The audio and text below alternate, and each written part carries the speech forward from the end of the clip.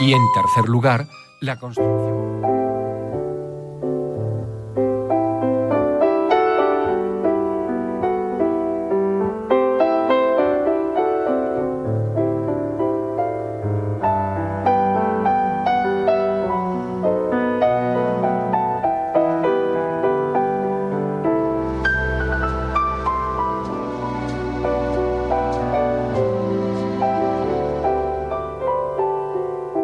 Bienvenidos a Luces en la Ciudad, un programa, un proyecto, una ilusión radiofónica que pretende hacer de altavoz para aquellos temas que merezcan ser oídos en nuestras ondas.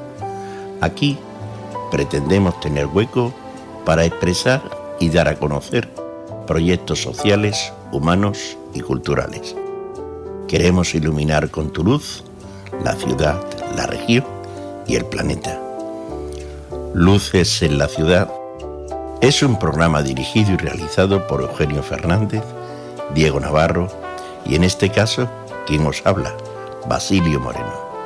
Siempre contamos con protagonistas de la música, el teatro, la danza, la pintura, la historia y la cultura con mayúsculas, así como las actividades sociales para crear ese lugar de convivencia adecuado a las necesidades humanas. Ese rincón donde se refleje y visualice las demandas de los castigados de la sociedad, ¿o no?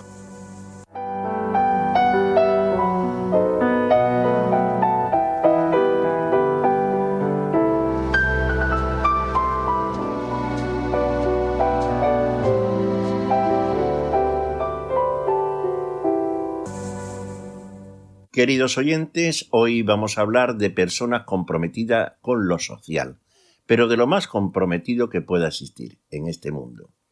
Este compromiso que cada día sorprende más a muchos, cuando es lo que debería ser habitual, lo normal, para que una humanidad entrada ya 20 siglos en el que el ansiado siglo XXI debería de existir como algo habitual.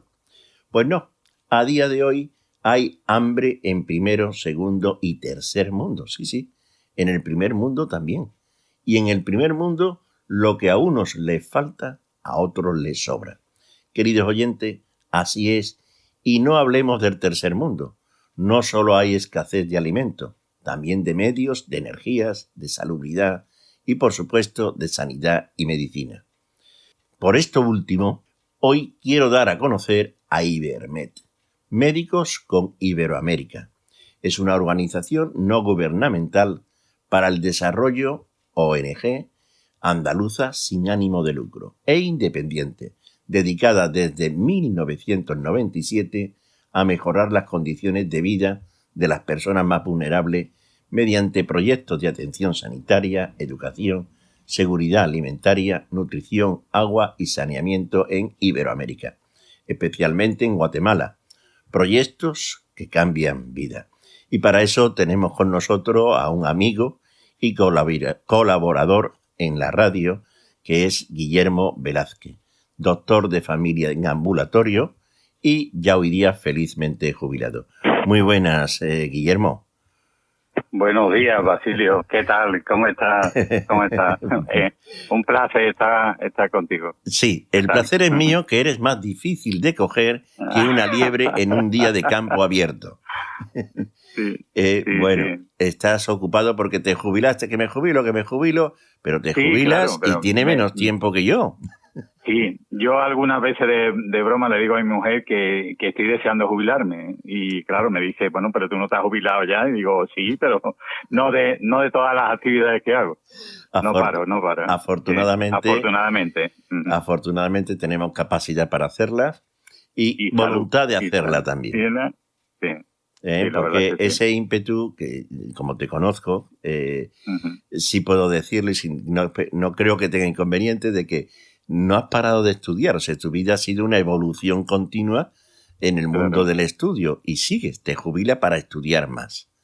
¿No? Sí.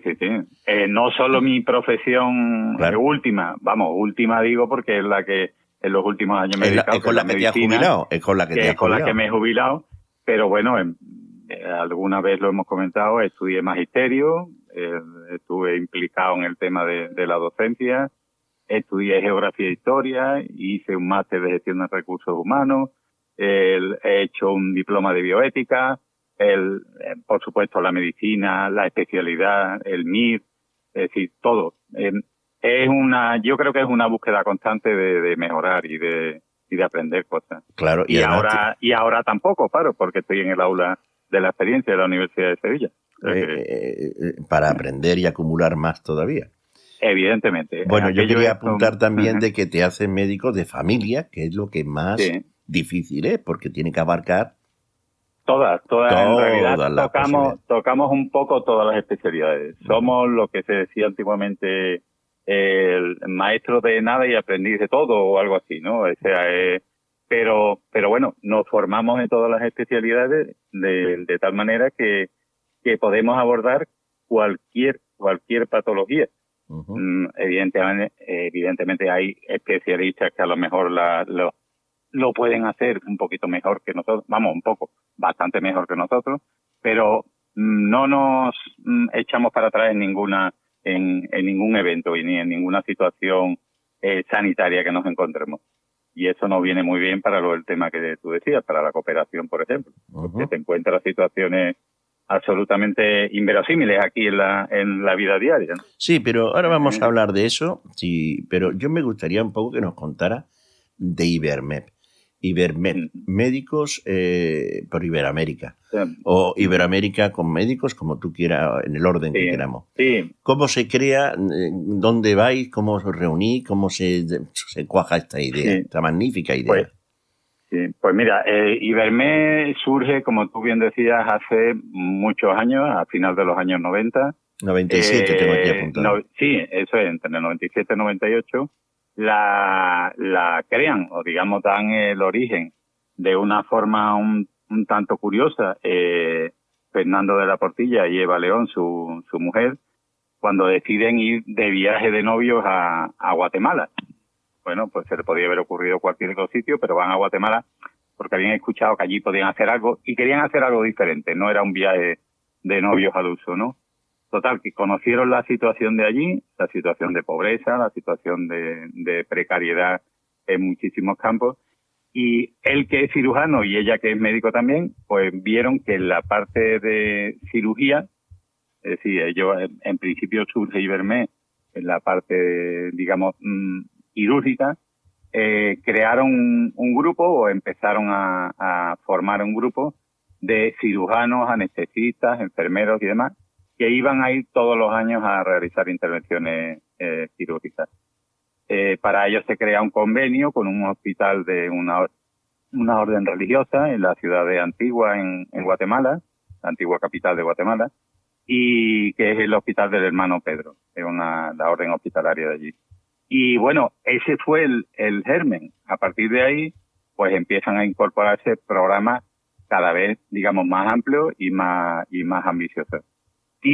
Continúa tal como se inició, pero cada vez con más fuerza, con más ímpetu, el grupo quirúrgico de Ibermed, pero evidentemente tiene mucha fuerza el grupo de primaria, atención primaria, y que trata también temas de desnutrición y de logística sanitaria, de aporte de formación, es decir, damos formación los médicos que nos desplazamos allí y los sanitarios que nos desplazamos sobre el tema de cuidados, sobre el tema de cirugía menor, el tema de atención a patologías de todo tipo.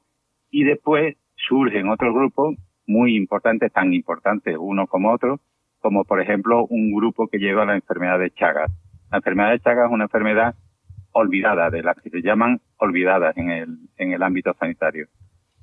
Son endémicas de una zona, como pasa en Guatemala y en varios países de Centroamérica, y afectan tanto a las personas que resultan afectadas por la picadura de una chinche, que digamos endémica en la zona de Centroamérica, y también las mujeres embarazadas, sobre todo las chicas jóvenes que quedan embarazadas, y si están contagiadas del Chagas, pueden afectar a sus hijos en la transmisión de madre a hijo, ¿no? Entonces es una enfermedad que a nivel de panamericano y centroamericano hay organizaciones, incluso Japón tiene recursos o emplear recursos en lo del tema del control de la enfermedad de Chagas, pero como te comento, es una enfermedad olvidada. Entonces, dentro de la Organización Mundial de la Salud figura como de las enfermedades que necesitan tener atención. Y nosotros tenemos un grupo que lleva Chagas. Ya ahí, además, le añadimos que un tiempo después de esa fase inicial de Ibermed, hay programas de educación que fomentan la utilización de becas para facilitar el estudio a niñas, sobre todo niñas, es decir, ahí intentamos solventar un poco la brecha de género también en Guatemala, que si la tenemos aquí, pues imagínate en países de Centroamérica o de Iberoamérica, y lo que se fomenta es que las niñas que a partir de 11, 12 años, que terminan, digamos, su primera etapa escolar y podrían dar el salto a otra etapa, allí no es gratuita, la becamos por parte de Ibermed. Evidentemente no podemos becar a todas, pero sí un grupo de guatemaltecos y guatemaltecas que colaboran con nosotros seleccionan a niñas, ya te digo, fundamentalmente niñas, un porcentaje altísimo de niñas sobre algún que otro niño varón, y se les permite el acceso a la educación de forma becada, y es muy emocionante cuando nos mandan vídeos de vuelta diciendo ya soy maestra, ya he terminado mis estudios en la universidad, ya soy maestra, ya puedo dedicarme a la enseñanza. Hacemos también cursos y formación de lo que sería aquí la formación profesional, es decir, talleres ocupacionales para que chicos y chicas de aldeas muy aisladas puedan aprender un oficio y ejercerlo, es decir, es una forma, también se facilitan microcréditos para pequeños negocios o pequeñas industrias que puedan montar gente con iniciativa, y además se fomenta el hecho de el mejorar las áreas de cultivo con algún tipo de abono orgánico o algún tipo de abono que no sea agresivo para la tierra y para las aguas subterráneas. Y ya, vamos, seguro que se me olvidará algo, pero el tema de los cultivos, por ejemplo, pues evidentemente, y las mejoras en la tierra, sería imposible ese y muchos programas si no tuviéramos la colaboración de ONG locales. Hoy día, en el mundo de la cooperación, si no hace un trabajo intenso y duradero con ONG locales para que ellas mantengan, digamos, lo que tú pones en marcha, realmente no sirve de nada la cooperación. ¿Vale? Bueno, es un poco resumido, es muy largo, pero bueno, es un poco resumiendo. Ya me imagino. Que hacemos muchísimas más cosas, pero bueno, esa sería. Si alguien quisiera ponerse en contacto para hacer alguna colaboración, pues, el otro día, ya te comentaba, unas compañeras que son visitadoras médicas ofrecían pues para que llevaseis libretas, bolígrafos, carpetas. Por ejemplo, ¿alguien tiene intención de colaborar, tanto económica o con aportación? ¿Dónde se pueden dirigir? ¿En la página web? En la página web es muy fácil. De todas maneras, cualquier persona, vamos, si es a nivel personal y me lo dices a mí, pues yo les pongo en contacto con el técnico que tenemos trabajando en Ibermed, o yo mismo me encargo de ponerlo en contacto. Ha habido en algún caso alguien que ha querido donar algún material, no sé qué, y hemos ido a recogerlo, lo hemos llevado nosotros. Yo todos los años cuando voy a Guatemala me llevo una pequeña maleta para, digamos, mi uso personal, y un maletón enorme que facturamos con todo tipo de material. Es decir, llevo desde glucómetros para el tema de dejarlos allí funcionando y para el control del azúcar en sangre, por decirte algo, material sanitario, kit de cirugía menor. Pues en este caso, cuando vamos a las aldeas y aparecemos, pues imagínate la sensación aquí los Reyes Magos. De los niños cuando los Reyes Magos.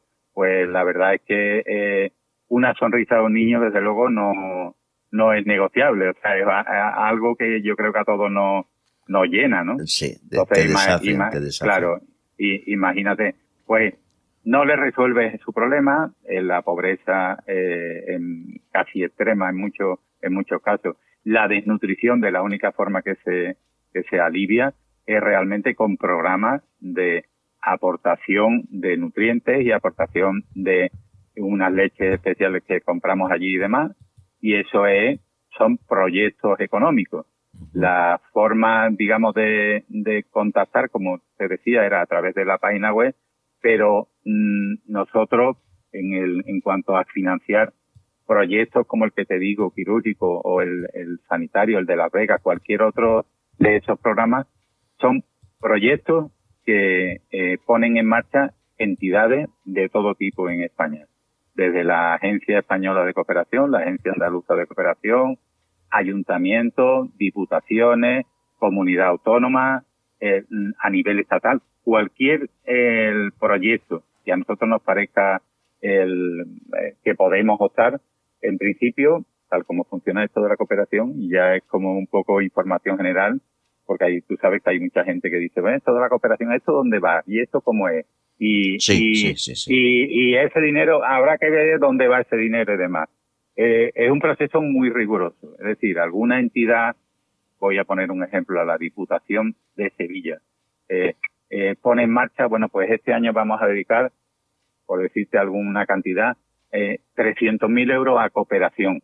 Y ahora, todas las entidades que tenemos interés en este mundo de la cooperación, presentamos proyectos.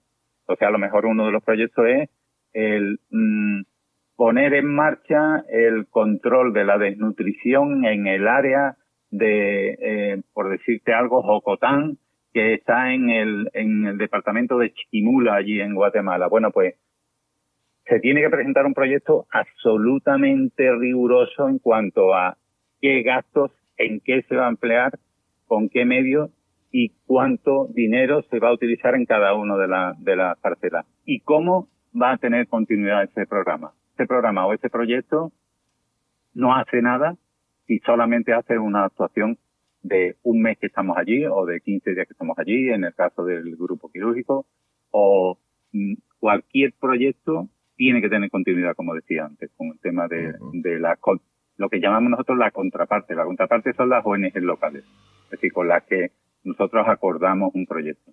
Ese proyecto se presenta a esa convocatoria de ayuda o de dinero dedicado a la cooperación que te decía antes, como podía ser el caso de la Diputación de Sevilla, y si sale aprobado, pues miel sobre hojuelas, estupendo, muy bien. Esto financia a lo mejor la puesta en marcha del primer año. El segundo año, evidentemente, tiene que tener financiación. El tercer año y el cuarto, porque normalmente un proyecto para intentar mitigar o acabar, no mitigar, nosotros intentamos acabar con la situación de desnutrición en una determinada zona. De hecho, lo hemos conseguido en varias. Entonces, eso es un proceso de 3, 4 años, no menos. Porque los niños al principio hacemos mediciones de peso, de talla, y comprobamos qué tipo de desnutrición tiene y vemos qué vía de solución tiene mejor para acabar con esa desnutrición que tiene, porque muchas veces la familia no tiene medios para...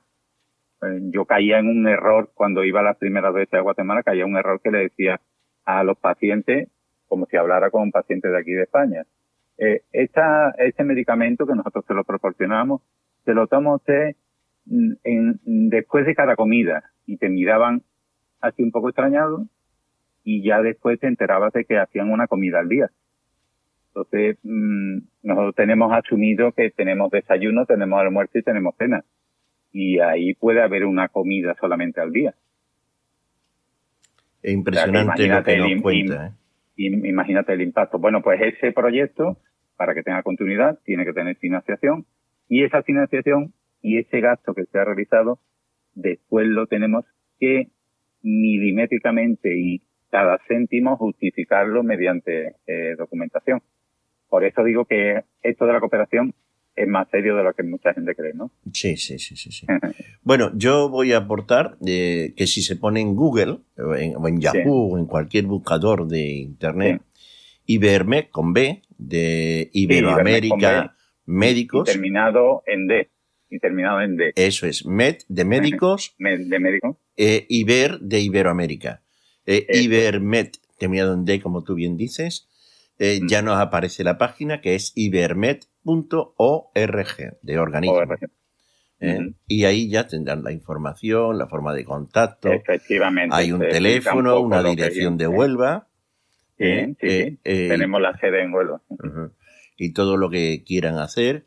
Y bueno, estaría bien de que los que estamos en este primer mundo apoyemos a este tercer mundo, que como bien has dicho, no lo pasan nada bien. Y tú decías de proyectos de dinero y tal, pero allí el hecho de llevar una bomba de agua, que son 150 euros, es una satisfacción el poder bombear el agua. Hombre, resuelve como no te puedes imaginar. O sea, uno de las patologías más frecuentes que nos encontramos el grupo, o digamos el grupo de compañeros que nos desplazamos para atender la atención primaria, es que muchos de los niños y de los adultos, pero bueno, sobre todo los niños, padecen de parásitos en la barriga, tienen parasitosis. Esos parásitos han llegado a través de agua contaminada. Agua que aparentemente puede estar limpia, como si aquí se nos ocurre beber agua de un arroyo y a saber de dónde viene, y aquí se echan como allí productos químicos a la tierra para abonar. Todo eso va a acabar a las aguas subterráneas y evidentemente contamina, y bueno, y lo que serían aguas fecales, ¿no? O sea, lo que aquí se depura o tenemos depuradoras para filtrar y purificar el agua. Allí se echan directamente, bueno, uno de los proyectos más agradecidos y que a lo mejor son menos conocidos, pero sí se puede ver en la página, es la construcción de sanitarios, o sea, de saneamiento, por ejemplo, en los colegios o en aldeas muy apartadas, pero no te puedes imaginar, o sea, por unos caminos absolutamente impracticables. Entonces, la construcción de pequeños centros de salud, no son centros de salud al uso de aquí, porque son unos pequeños consultorios que tienen un par de consultas, en el mejor de los casos una camilla donde se puede ver a embarazadas, un pequeño dispensario mínimo con alguna medicación y normalmente algún promotor de salud o técnico, lo que aquí serían auxiliares de enfermería. La enfermería o los auxiliares muchas veces se desplazan por sus propios medios y con una motocicleta, que yo desde luego no hay que rezarle antes a todos los santos del cielo para tú meterte en unos caminos de eso, aunque sea con moto o un moto así como medio todoterreno, y llegan a esos consultorios y allí es el único nexo que tienen, digamos, con algún medio sanitario. Bueno, pues imagínate en esas poblaciones tan alejadas y tan apartadas que tú puedas purificar el agua, es decir, poner una pequeña depuradora o incluso construir un pozo o traer agua desde algún pozo que esté bien tratado hasta los domicilios, ¿no? Hasta lo más cercano a la población. Pues una población además que normalmente suelen ser muy dispersas. Es decir, hay veces que llegamos a una zona y dicen, pues aquí viven 1.200 personas. Y tú dices, ¿dónde? Tú ves la primera casita o la primera choza, digamos, más o menos bien arregladita, y la otra que está más cerca no la ves. Te tienes que meter un poco por detrás de los árboles, por en medio un poco de zona así medio selvática, y entonces ya te das cuenta de la dispersión. Y cuando hacemos alguna jornada sanitaria, pues la hacemos en el punto de reunión, suele ser la iglesia del poblado o suele ser la escuela. A ese nivel nos movemos. Entonces imagínate lo que es construir sanitarios para que los niños no hagan las necesidades en el campo. Claro, bueno, pues eso ya facilita, evidentemente hay que después tener una cierta infraestructura de la recogida de los pozos negros, es decir, el vaciado del pozo negro, o bien letrinas que tengan una vida útil de 12, 15 años, como hacemos en alguna zona de El Salvador, que construimos letrinas que tienen una vida útil, como te digo, de unos 15 años o por ahí, y a los 15 años hay que cegarlo y ese material, entre comillas, que son materiales de desecho, se pueden utilizar como abono natural. Es decir, todo es un poco un ciclo de mejora, ¿no?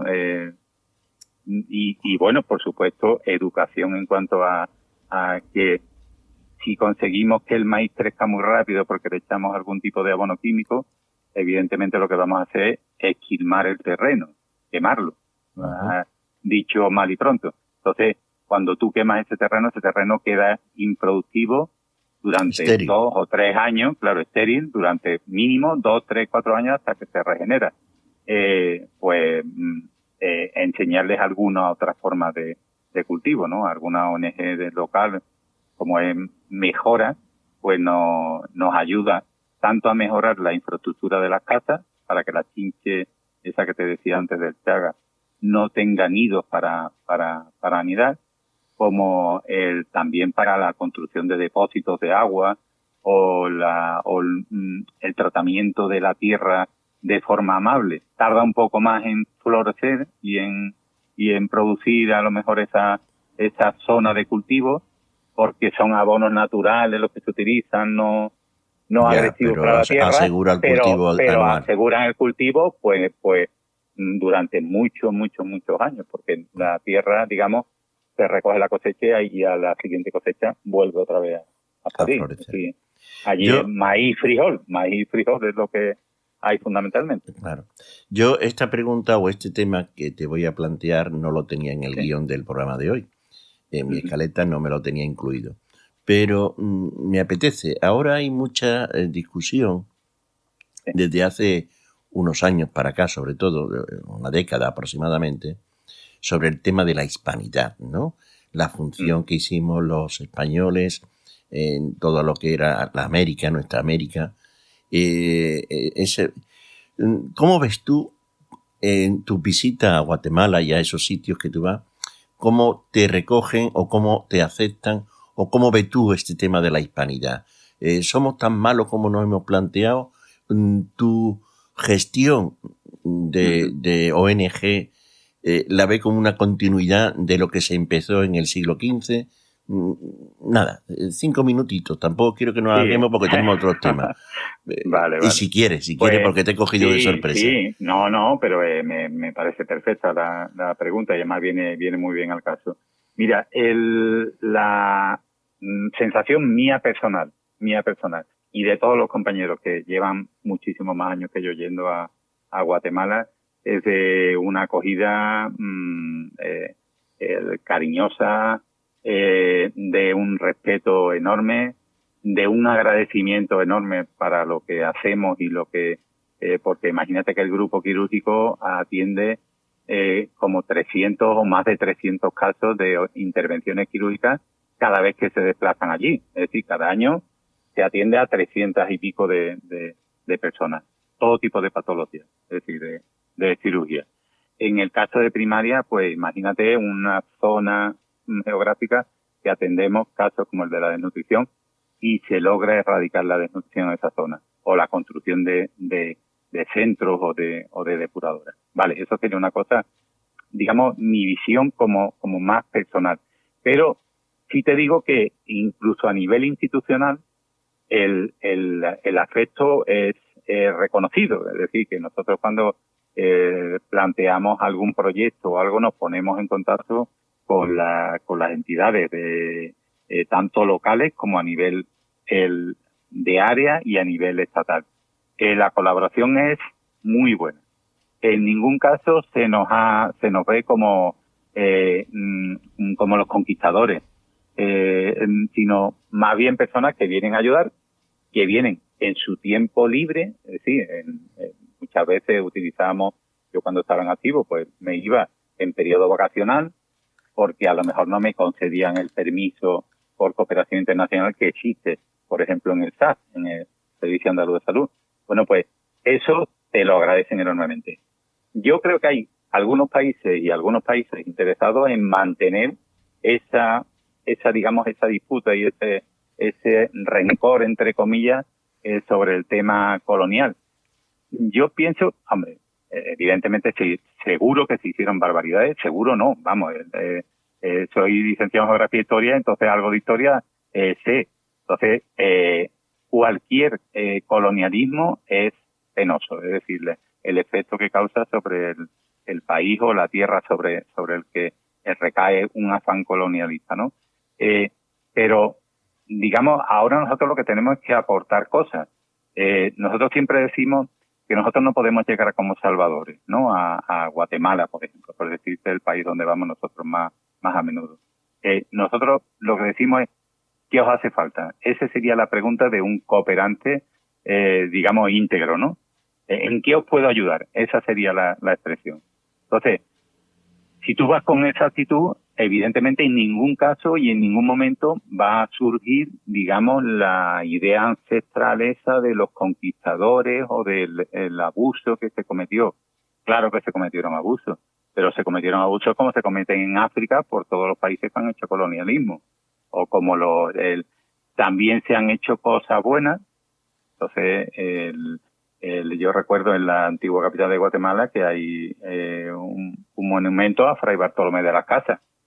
Es decir, ese monumento no lo han tirado, ni lo han destruido, se considera que era una persona que aportó mucho a la educación y al buen hacer, ¿no? De algunas, por ejemplo, órdenes religiosas. Yo no soy especialmente religioso, pero reconozco que muchas veces han sido un poco la punta de lanza, ¿no? De cosas buenas que se han hecho, ¿no? Con los países a los que en teoría esquilmamos.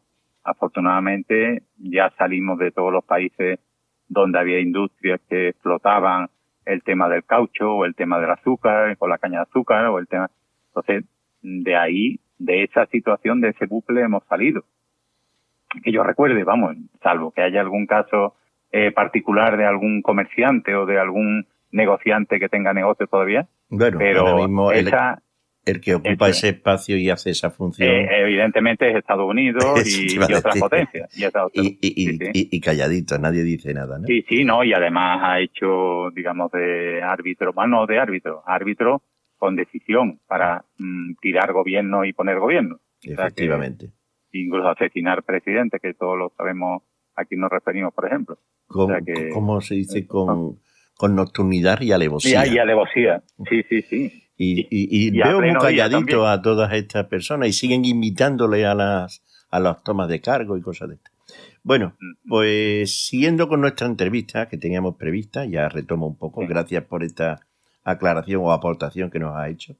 Yo quiero aprovechar y apelando a tu situación. Hoy, como ya hemos visto en tu presentación, has pasado de médico de familia a jubilado, que nos alegramos por ti muchísimo. Pero ahora vives el mundo de la medicina como usuario, con privilegio posiblemente, ¿no? Por aquello de las amistades que se conserva. Ahora te contaré. Vale. ¿Qué nos puedes decir desde este punto de vista, esa nueva situación? Ahora eres usuario del sistema público de sanidad española, andaluza concretamente. Sí. ¿Cómo te va? Pues mira, digamos, durante toda mi vida profesional y en la parte en la que parto, digamos, como médico y como parte del sistema sanitario, parte activa, todas las injusticias, todos los errores del sistema, todos los fallos del sistema, me movía dentro de un colectivo en el que éramos gente comprometida y exponíamos esos errores y esos fallos y pedíamos cambios, ¿no? Cuando se va acercando los años en que se va acercando mi jubilación, yo era tan activo, digamos, como cuando era joven, entonces participaba en manifestaciones, en actos reivindicativos, para que se mejoraran las condiciones de trabajo, para que se mejorara y se potenciara la sanidad pública y no se cayera en lo que ahora creo que es una evidencia. Evidentemente quienes nos están gobernando pues lo negarán, pero hay una evidencia y es que se están aportando muchos recursos a la sanidad privada. ¿Cómo? Porque cuando se le hace alguna pregunta, y ahora me refiero al gobierno andaluz, cuando se le hace alguna pregunta sobre si se han aumentado recursos o no se han aumentado recursos para la sanidad pública, no hablan de sanidad pública y privada, sino que dicen, para la sanidad se han incrementado o se han aportado no sé cuántos millones más que antes, de los que estaban antes que no aportaban no sé qué. Vale.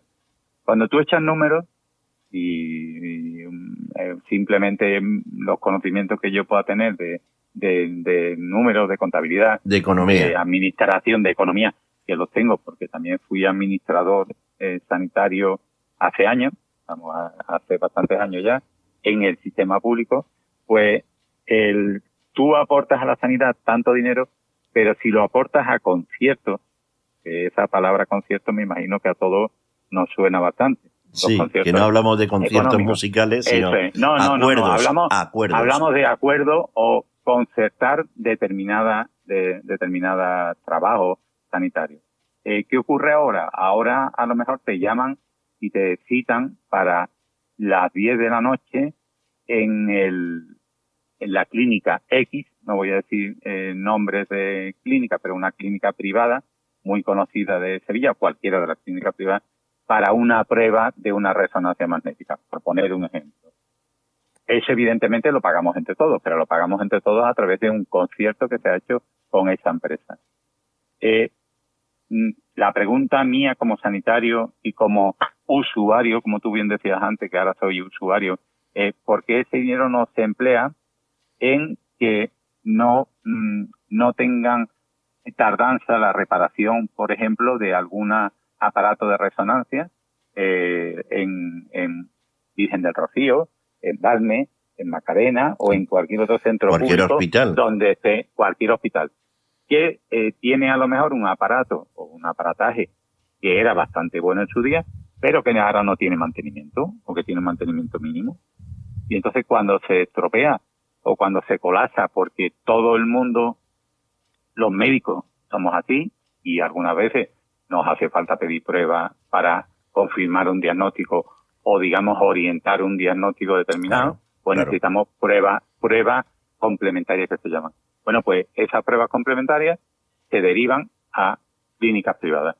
Esas clínicas privadas, evidentemente, son un negocio puro y duro. Es decir, es una entidad privada, igual que hablabas tú antes de la ONG, que son organizaciones no gubernamentales sin ánimo de lucro. Pues evidentemente una clínica privada tiene ánimo de lucro, tiene unos accionistas, tiene un capital social, y lo que pretende es ganar dinero con su trabajo. Ese concierto lo que permite es que bajen las listas de espera en la medida que bajan, que tampoco bajan mucho, pero bueno, en la medida que bajan, y además causan cierta satisfacción de decir, hay que ver, yo que llevaba 14 meses esperando que me hicieran una prueba y ahora me la han hecho en 3 días y además en Santa Isabel ya he dicho el nombre, pero bueno, Santa Isabel, Sagrado Corazón, ya lo voy a decir. Hay todo. muchas. Hay muchas. Cualquiera de ellas. Entonces, me han hecho la prueba en un domingo a las 10 de la noche, no sé qué, no sé cuánto.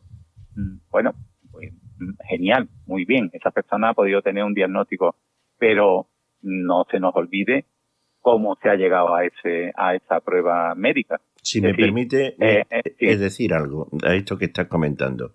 Hay que analizar, como bien estás apuntando, que esa prueba realizada en un espacio privado ha costado a la Seguridad Social tanto o más que si estuviese hecha dentro de nuestras propias instalaciones públicas.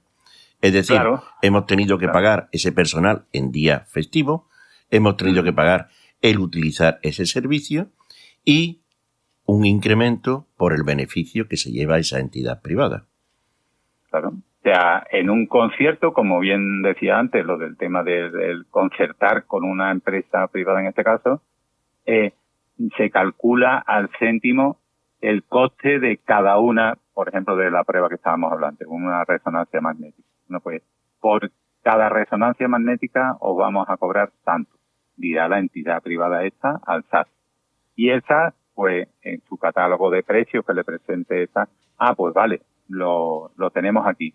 Bueno, pues este año a lo mejor pues se han destinado, por decir algo, pues 100 millones o 20 millones de euros al tema de todas las resonancias magnéticas o todos los TAC, las tomografías axiales computerizadas que se hacen en clínicas que han hecho una inversión de poner un aparato de último modelo.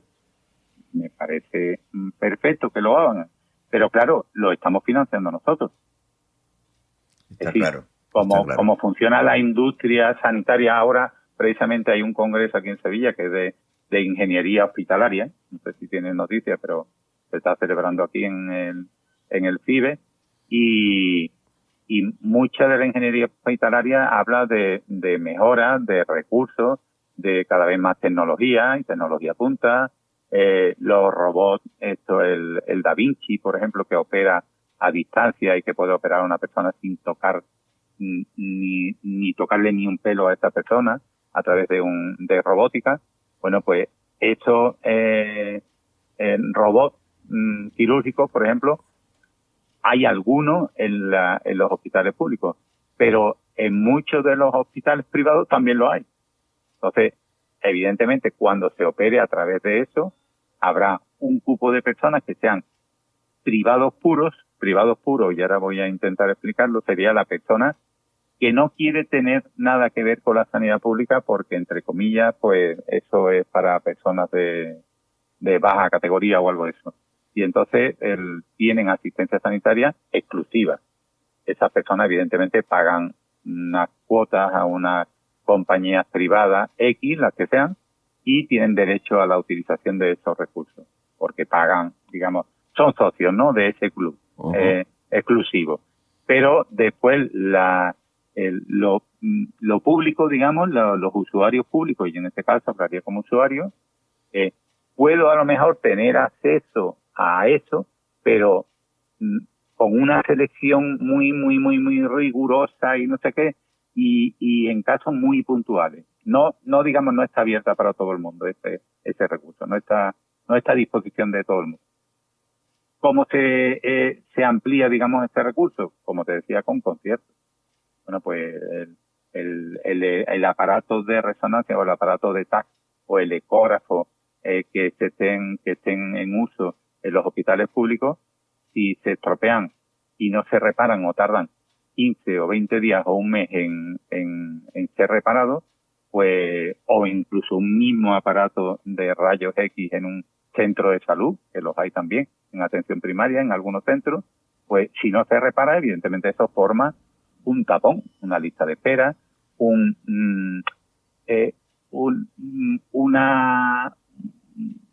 enfado, digamos, una decepción por parte del usuario que dice, es que esto no funciona. Yo incluso iría más, a lo mejor estoy echándole demasiada sal gorda al tema, pero aquí parece que hay alguien que está interesado en que no funcione la sanidad pública, de que sea un fracaso. Y entonces, ves cómo no me llegan noticias, ahora ya te hablo como usuario también, de mucha gente que intenta coger cita en centros de salud y no lo consigue. No funciona Salud Responde, por ejemplo. Claro, se jubilan personas como usted o como tú y no son renovadas por nadie. O son renovadas, pero digamos, para callar la demanda, la decepción y la demanda y sobre todo el tema de que el personal sanitario esté molesto y esté mal, se le quitan citas. Y la sensación de muchos usuarios es de que llegan al centro de salud y el médico no tiene a nadie en la puerta. Y yo no puedo coger cita. ¿Aquí qué está pasando? Es decir, sacándote un tema muy candente, pero pues sí, poco conocido. Es decir, hay centros de salud, el mío donde yo estaba cuando me jubilé, pues tenía nada más y nada menos que 20 médicos, entre 20 y 21 médicos de familia, 6 pediatras, es decir, un macrocentro, un centro enorme. Fue en Santa Pérez Quirós, en Sevilla. Bueno, un centro enorme con una demanda enorme, pues si tú no das opción a las personas a que tengan cita o a que desde su casa siempre se ha vendido el que tú desde tu domicilio puedes meterte en Salud Responde y coger cita para el día que tú quieras y a la hora que quieras, siempre Bueno, que haya citas libres. La que te ofrezcan, ¿no? Pues, las que te ofrezcan, sí, pero que me refiero dentro de las que te ofertan, pues que tú puedas escoger la cita a la hora, porque tú estás trabajando por la mañana y puedes cogerla por la tarde y demás. Bueno, pues imposible ahora. Ahora es imposible. Vas al centro, a lo mejor te dan una cita de urgencia, pero claro, estamos utilizando las urgencias de forma errónea. Sí, es la persona que acude no es una urgencia, la persona que acude es porque no puede coger cita. Y se le da una cita, entre comillas, de urgencia, y en ese momento lo ve alguien, pero no le ve o no la ve su médico de cabecera o su médica de cabecera, que es quien conoce sus patologías, quien conoce cómo está, quien es, desde que entra la persona por la puerta de la consulta, más o menos me puedo hacer una idea de cómo viene, qué le pasa, es decir, llega un momento de conocimiento y de empatía con el paciente, cuando yo estaba en activo, que tú ves a la persona y sabes que viene bien, que no está mal, que no tiene ninguna patología, o viene bastante tocado. Entonces, evidentemente, te pone un poco de sobrealarma, ¿no? O sobre aviso. Y ya te digo, uno de los problemas es que parece que hubiera cierto interés en que lo privado funcione muy bien, que habrás visto que ha aumentado también, esta es otra cosa, que son recursos que se utilizan para la privada en vez de para la pública. Que mucha gente, incluso usuarios que defendían la pública, tienen su tarjeta de la compañía X. Y entonces eso les servía hace unos años, ya cada vez menos, les servía para que, es que mi médico no tiene cita hasta dentro de 15 días y aquí me ven esta tarde. Pues sí, pero ya claro, eso ya ha llegado. Ya se ha colapsado. También. Ya se ha colapsado también, claro. Pero es vergonzoso ver que tomamos esa iniciativa antes de defender lo que es nuestro, pero en fin. Claro. Yo lo discuto con mucha gente porque ha habido quien me ha llamado por teléfono ofreciéndome X, para no decir marcas, ni modelos, ni nada. Le ofrecemos los servicios y yo le he dicho, usted, yo es que estoy en la sanidad pública, no necesito sus servicios. Sí. Pero es que usted sabe, digo, ya, pero yo lo que quiero es que eso se arregle. No que usted me cobre a mí ahora, que yo estoy pagando mi sanidad y mis cosas y quiero, lo que tengo que exigir, es que esto funcione. Y quiero también otra observación. Lo que has dicho me parece muy interesante, Guillermo, y es que estamos viendo cómo los hospitales privados están haciendo una inversión muy generosa en ampliación, en mejora, incluso en multiplicarse con más sedes, y no vemos inversiones en los hospitales públicos. Claro, era lo que te decía. Porque se están llevando los dineros de nuestras arcas públicas. Efectivamente, vamos a ver, si como te decía antes, una entidad tiene ánimo de lucro y evidentemente ve negocio en algo, como algo tan vital como es la salud, pues lo que va a hacer es que si gana dinero va a intentar ganar más.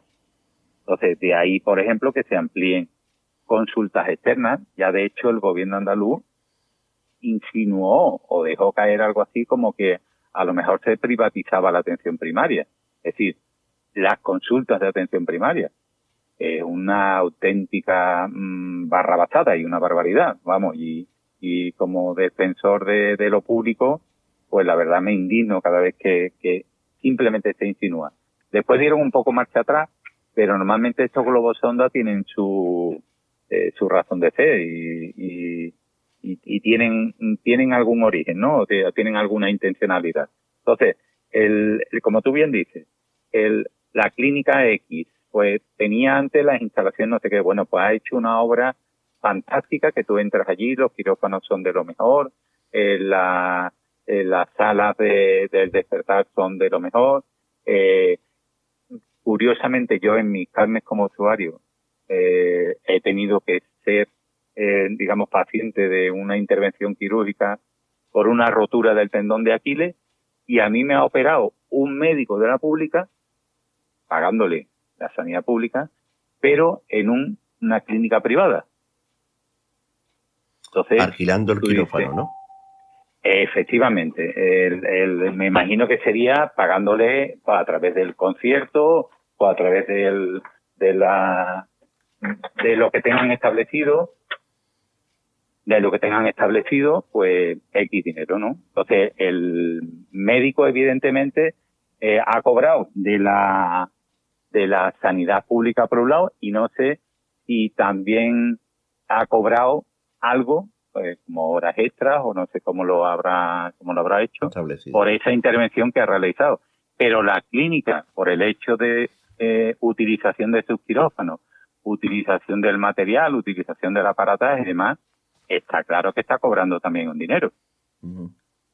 Es decir, eso lo ves, y hay quien no sabe de esto o no quiere saber, y entonces sale de la operación, sale muy bien, sale muy contento y dice, pues me han operado en muy poco tiempo y además me han operado en tal sitio y estupendo, y todo estupendo y no sé qué y no sé cuánto. Sí, pero estamos abonando un terreno que el día de mañana muy, no muy, vamos. muy peligroso, muy peligroso. Bueno, eso tiene...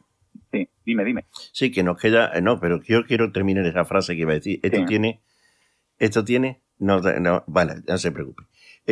Yo también, ya nos quedan muy poquitos minutos del programa y yo me gustaría también tocar el tema de los medicamentos.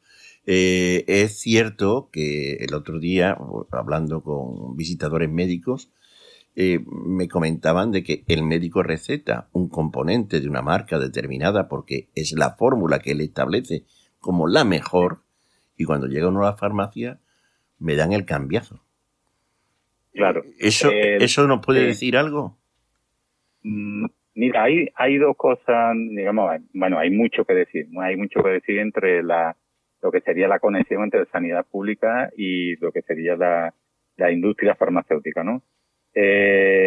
Hace bastantes años, el acceso a cualquier fármaco estaba limitado, y te voy a explicar en qué sentido.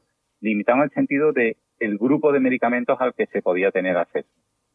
¿Por qué era esto? Bueno, pues porque determinadas industrias farmacéuticas, más potentes o más fuertes y demás, pues imponían, digamos, su fuerza, ¿no? Uh-huh. Y entonces, si te acuerdas, antes hablábamos de marcas comerciales de medicamentos. Uh-huh. Es decir, me estoy hablando, bueno, pues todos, yo creo, los que tenemos cierta edad, hemos conocido el Actaridón, o hemos conocido la aspirina, lo que sea. El aspirina, el Dolarial, es decir, nombres comerciales, porque el Dolarial es clonicinato de lisina. Sí. Ese es el componente. Principio activo, el componente. Nosotros le llamamos el principio activo. Entonces, hubo un momento en que, a nivel político, esas son decisiones políticas, evidentemente, se dice, bueno, vamos a ver, no vamos a comprar el Nolotil, por decir algo. Estoy hablando de lo que sería la Administración Sanitaria andaluza. No vamos a comprar el Nolotil. Vamos a sacar a concurso la compra de metamizol, que es el componente activo del Nolotil. ¿Qué ocurre? Que a eso, bueno, pues participaban, se hacía un concurso público quiere decir con publicidad, de forma, algo así como luz y taquígrafo, ¿no? Es decir, con algo objetivo y visible. Y entonces, muchas industrias farmacéuticas, unas más grandes y otras más pequeñas, pues ofertaban sus productos con esa fórmula, digamos, de preparado, es decir, con ese principio activo. Le pongo el caso del metamizol y el Nolotil porque son muy, muy conocidos. Bueno, pues, quien se llevaba a lo mejor el gato al agua, por decirlo en un término coloquial, pues era una empresa a lo mejor más pequeñita que la grande que hace el Nolotil y demás. ¿El principio activo era el mismo? Sí. La efectividad muchas veces de un medicamento la evaluamos desde un punto de vista subjetivo.